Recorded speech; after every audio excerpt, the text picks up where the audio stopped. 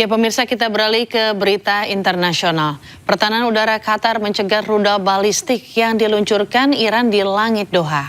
Ya, pencegatan mengakibatkan sedikitnya 3 orang terluka akibat pecahan peluru. Pertahanan udara Qatar mencegah sejumlah serangan rudal balistik yang diluncurkan Iran di langit Doha pada hari Minggu pagi. Kementerian Dalam Negeri negara Qatar mengonfirmasi bahwa 3 orang terluka termasuk seorang anak akibat pecahan peluru yang jatuh dalam operasi pencegatan. Ketiga korban luka ini tengah menerima perawatan medis. Sebelumnya, Korps Garda Revolusi Islam Iran atau IRGC merilis rekaman peluncuran rudal balistik dengan target Pangkalan Udara Pangeran Hasan di Yordania dan Pangkalan Udara Al-Udeid di Qatar dalam 2 operasi beruntun. Dalam sebuah pernyataan, tentara Iran juga menyebut telah menyerang pertahanan udara dan situs radar militer Amerika Serikat di Kuwait dan Bahrain. Serangan dilancarkan sebagai balasan atas agresi Amerika yang berkelanjutan terhadap pangkalan-pangkalan pesisir Angkatan Bersenjata Iran.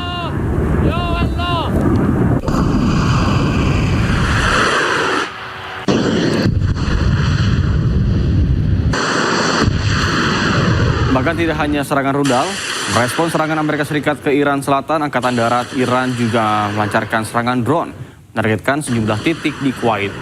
Pada Sabtu malam, drone-drone milik Angkatan Darat Iran menyasar sistem pertahanan udara Patriot, depot amunisi, dan situs radar militer Amerika Serikat di Kuwait. Gelombang serangan drone juga terpisah dan juga menargetkan fasilitas komunikasi Amerika Serikat dan juga di Bahrain. Bahkan Angkatan Darat Iran memperingatkan Amerika atas tanggung jawab ketidakstabilan geopolitik di kawasan Teluk. Iran juga memperingatkan akan melakukan serangan lebih keras jika Amerika tetap menyerang Iran.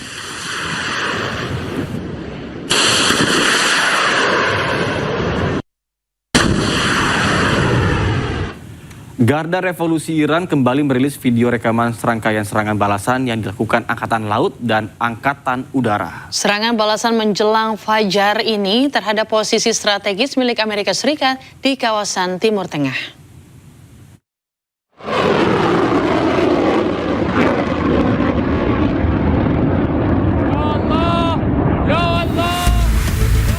Rudal-rudal kembali diluncurkan oleh pasukan Angkatan Laut dan Angkatan Udara Garda Revolusi Iran. Rangkaian serangan rudal Garda Revolusi Iran menargetkan pangkalan militer dan posisi strategis milik Amerika Serikat di kawasan Teluk. Pasukan Garda Revolusi Iran menuliskan pesan-pesan balas dendam di atas rudal, bertuliskan hingga tetesan darah terakhir.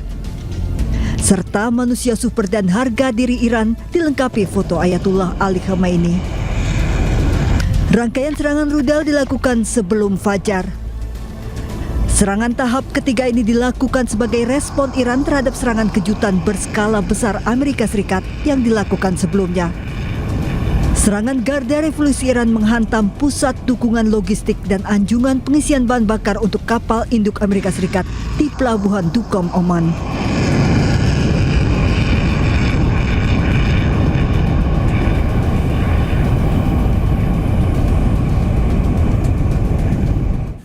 Pemirsa, pemimpin tertinggi Iran Ayatullah Mojtaba Khamenei merilis rekaman suaranya bersumpah untuk membalas dendam atas kematian ayahnya, mantan pemimpin tertinggi Ali Khamenei. Rekaman suara dilakukan pada hari Kamis, hari pertama prosesi pemakaman. بندیم که انتقام خون پاک شما و همه شهیدان این دو جنگ را از قاتلین جنایتکار و بی آبرو بگیریم. این انتقام خواست ملت ماست و به طور حتمی باید صورت بگیرد. این جنایتکاران که فهرستی از صدر تا ذیلشان موجود است، آرزوی مرگی آرام و در بستر را با خود به گور خواهند برد. آنها باید بدانند که این امر متوقف بر وجود شخص من یا سایر مسئولان نیست. ما باشیم یا نباشیم این مطلب محقق خواهد شد و به زودی آحادی از آزادگان در سراسر دنیا هر یک بخشی از این مأموریت الهی را انجام خواهند داد. Pemirsa, Angkatan Laut Amerika Serikat saat ini patroli di perairan Timur Tengah. Patroli untuk mendorong keamanan dan stabilitas Timur Tengah. Angkatan Laut Amerika Serikat menerjunkan lebih dari 20 kapal perang untuk patroli. Setelah serangan dilancarkan Amerika ke Iran, Pusat Komando Amerika Serikat CENTCOM merilis serangan ke Iran atas arahan Panglima tertinggi. Serangan tambahan ke Iran ini untuk melemahkan kemampuan Iran yang kerap mengancam kebebasan navigasi di Selat Hormuz. Amerika Serikat meminta pertanggungjawaban Iran atas tindakan agresi baru-baru ini terhadap kapal komersial dan sipil yang melintasi jalur pelayaran internasional.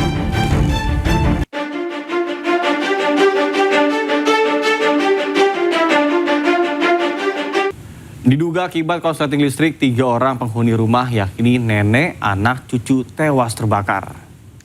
14 unit mobil pemadam kebakaran dikerahkan untuk memadamkan api.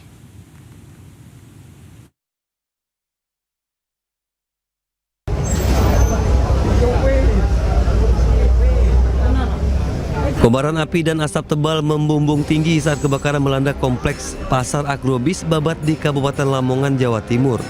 Banyaknya bahan yang mudah terbakar membuat api cepat membesar dan menghanguskan 10 kios pedagang. Petugas pemadam kebakaran mengerahkan 8 unit damkar untuk memadamkan api. Kebakaran diduga akibat korsleting listrik di toko plastik. Tidak ada korban jiwa, total kerugian materi masih dalam proses pendataan oleh petugas. Dari Lamongan, Jawa Timur, Abdul Wahid, iNews melaporkan. Pemirsa, kebakaran menghanguskan belasan rumah di Panggung di pemukiman padat Palangkaraya, Kalimantan Tengah. Petugas pemadam kebakaran sempat kesulitan memadamkan api karena akses sempit dan minimnya sumber air.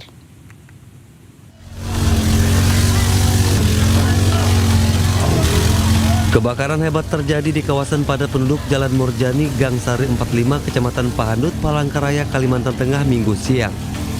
Bangunan yang didominasi material kayu membuat api dengan mudah menjalar dan menghanguskan belasan rumah panggung milik warga.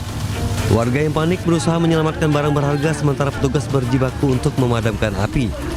Petugas sempat terkendala akses sempit dan minimnya sumber air. Proses pemadaman berlangsung lebih dari 1 jam. Seorang warga dan 2 petugas kelelahan dan pingsan dievakuasi untuk mendapatkan perawatan medis. Kebakaran diduga akibat korsleting listrik. Polisi masih menyelidiki penyebab pasti kebakaran. Tidak ada korban jiwa, kerugian materi ditaksir mencapai ratusan juta rupiah. Dari Palangkaraya, Kalimantan Tengah, Ade Sata, iNews melaporkan. Pemirsa, maraknya kasus kekerasan yang terungkap di lingkungan pesantren dalam beberapa waktu terakhir menjadi perhatian pemerintah. Pemerintah menyatakan tidak ada lagi kekerasan di lingkungan pendidikan, keluarga maupun ruang publik. Gerakan Nasional Ruang Aman dan Nyaman Anak diluncurkan oleh Menko PMK Pratikno, Menteri Agama Nasaruddin Umar, serta Menteri Pemberdayaan Perempuan dan Perlindungan Anak Arifah Fauzi di Pesantren Al-Hamidiyah Pancoran Mas, Kota Depok. Kegiatan ini bentuk komitmen pemerintah dalam menciptakan lingkungan belajar yang aman, nyaman, dan bebas dari segala bentuk kekerasan terhadap anak, khususnya di lingkungan pesantren dan madrasah. Pemerintah juga meresmikan aplikasi Aman Pesantren sebagai sarana pengaduan dan pelaporan dugaan kekerasan di lingkungan pesantren. Menteri Agama Nasaruddin Umar menyatakan sekitar 40.000 pondok pesantren dan lebih dari 80.000 madrasah di seluruh Indonesia siap mewujudkan lingkungan belajar yang ramah anak dan bebas dari kekerasan. Mudah-mudahan hari-hari akan datang tidak ada lagi cerita kekerasan di ruang sekolah, di ruang kelas, di ruang publik, di ruang keluarga, di ruang manapun juga. Tidak ada ruang keras kekerasan dimanapun juga di bumi Indonesia ini.